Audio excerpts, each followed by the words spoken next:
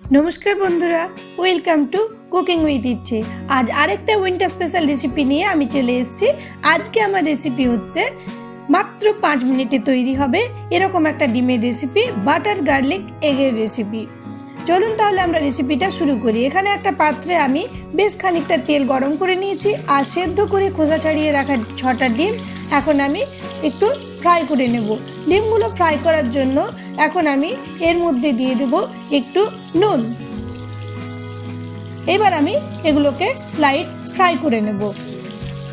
রেসিপিটা ভালো লাগলে একটা লাইক দিতে ভুলবেন না, কমেন্ট করে জানাবেন যে রেসিপি কেমন লাগলো। আর চ্যানেলে যদি আপনি প্রথম হন তাহলে প্লিজ ফুল ভিডিও দেখে চ্যানেলটাকে সাবস্ক্রাইব করতে ভুলবেন না যেন। পাশের যে নোটিফিকেশনের বেল বাটনটা আছে সেটাকেও প্রেস করে দেবেন।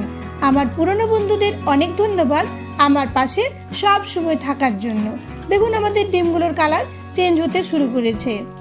If you don't understand my language then please on CC my all recipe have Hindi and English CC and enjoy my recipe in your own language. ডিমগুলো আমাদের এরকম ফ্রাইয়েরই দরকার ছিল। আমরা এখন ডিমগুলো তুলে নিলাম।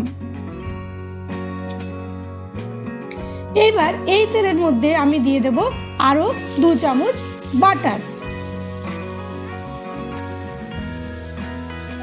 বাটারটা এটাতে খুব ভালো একটা ফ্লেভার আনবে।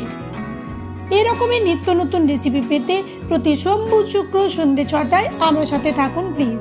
বাটারটা পুরোপুরি মেল্ট হয়ে যাবে, ব্যাস। তারপর আমরা দিয়ে দিচ্ছি বড় চামচের 6 চামচ রসুন চপ করে রেখেছিলাম সেটা।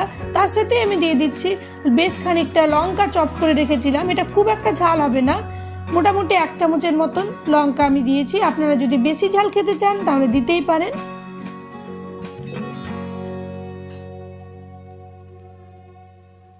আর দিয়ে দিলাম আমি ছোট চামচের 1 চামচ গ্রেট করে রাখা আদা।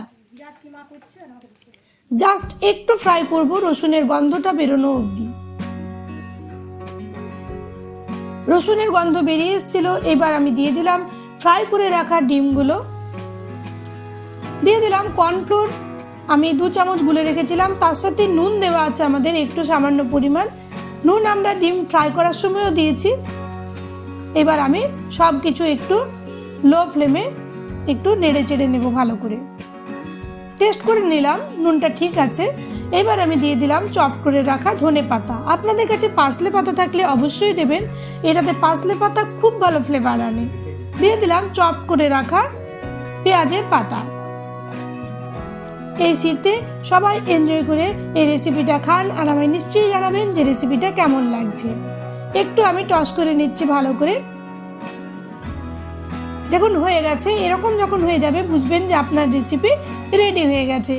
গরম রুটি, পরোটা, লুচি, ফ্রাইড রাইস সব কিছুর সাথে এই রেসিপিটা দুর্দান্ত যাবে। হয়ে গেল।